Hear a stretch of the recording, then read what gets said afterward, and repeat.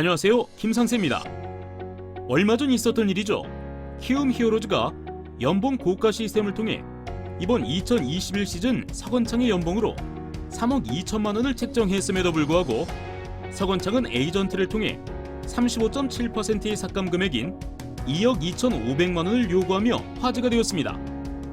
이는 구단이 제시한 금액의 9,500만 원이나 낮은 금액으로 연봉이 선수의 위치를 대변하는 프로의 세계에서는 납득이 잘 되지 않는 일이죠. 하지만 이번 요청을 통해서 서건창의 마음을 알 수 있습니다. 바로 내년 FA를 대비하는 움직임입니다. FA 등급제가 실행되면서 서건창의 높은 연봉으로 A등급으로 구분될 시 다른 팀으로의 이적에 걸림돌이 될 수 있기에 연봉을 낮추고 B등급으로 FA에 분류되어 FA 보상 규모를 낮추려는 의도이죠. 이러한 사실이 논란이 되는 이유는 바로 이번 움직임이 서건창이 다른 팀으로 이적할 것이다 라는 것을 보여주는 사실이기 때문입니다. 만약 서건창이 FA가 되더라도 소속팀과의 협상을 최우선으로 하여 잔류를 목표로 한다면 굳이 나서서 연봉을 깎지는 않을 것이기에 이번 움직임이 키움을 떠나겠다는 표현과 다를 바가 없어 보이죠. 키움은 구단 내외적으로 잡음이 상당히 많았고 결국 선수들에게 믿음을 주지 못하고 있는 것 같습니다. 전신 현대 유니콘즈와 우리 히어로즈부터 단 2년 LG에서 활약한 것을 제외한다면 15시즌을 함께한 프랜차이즈 스타 이태근과도 결국 좋지 못한 마무리를 할 뿐더러 2019 시즌 홀드왕 출신인 김상수와의 계약에 소극적인 모습을 보이다 결국 사인앤트레이드로 SK로 보낸 점까지 고려한다면 선수들의 신뢰를 구단이 얻고 있는 모양새는 아닌 것 같습니다. 키움은 현재 구단의 이미지라면 내년 시즌이 위험합니다.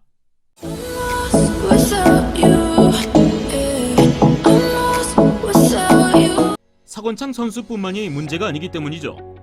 2021 시즌을 끝으로 FA 시장에 나오는 선수가 서건창 선수를 포함해 박병호, 한현희도 있기 때문입니다.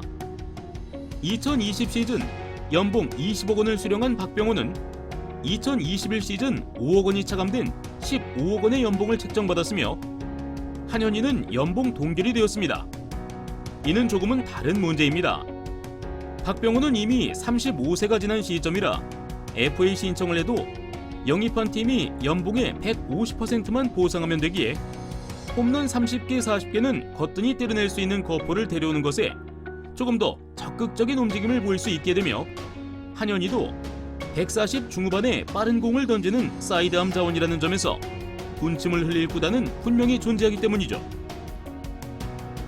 히어로즈 구단의 경우 모기업이 존재하지 않는 구단이며 스폰서 계약 체결을 통해 구단 운영 자금을 조달하는 식의 운영을 하고 있죠. 이에 따라 선수를 키워 비싼 몸값을 만들고 그 선수를 팔아 자금을 조달하는 형식이 많이 보였습니다. 초기 히어로즈의 경우에도 선수들을 대규모 현금 트레이드를 하다 경영진에 뒷돈 거래를 한 것이 밝혀져 논란이 있었고 현재 사태가 일어난 것이 갑작스러운 일이 아니라 히어로즈 구단 스스로가 자처한 일이 되어버린 것입니다. 지난 연말 허민 의장과 대립한 이태근은 인터뷰에서 다음과 같은 말을 했습니다. 선수들은 경기에 출전해 자신의 가치를 높여야 하기 때문에 부당하거나 불합리한 일이 있어도 목소리를 내지 못한다. 하지만 구단이 스스로 무엇을 잘못했는지 느끼지 못하고 선수들에게 사과하지 않으면 향후 구단을 향한 선수들의 성토가 끊이지 않을 것이다. 키움 히어로즈는 선수들의 마음을 다시 잡을 수 있을지 걱정이 되는 것 같습니다. 코로나19 사태로 인해 재정 상태도 좋지 않은 상황에서 내년 FA로 팀의 마음이 떠난 것으로 보이는 서건창과 다른 팀에서도 탐낼 박병호, 한현희라는 자원을 돈으로 최고 대우를 해주기에도 벅찰 수 있는 키움이 믿음마저 그들에게 없다면 잔류라는 말은 이미 떠나버린 배와 같은 상황인 것 같습니다. 지금까지 김상세였습니다.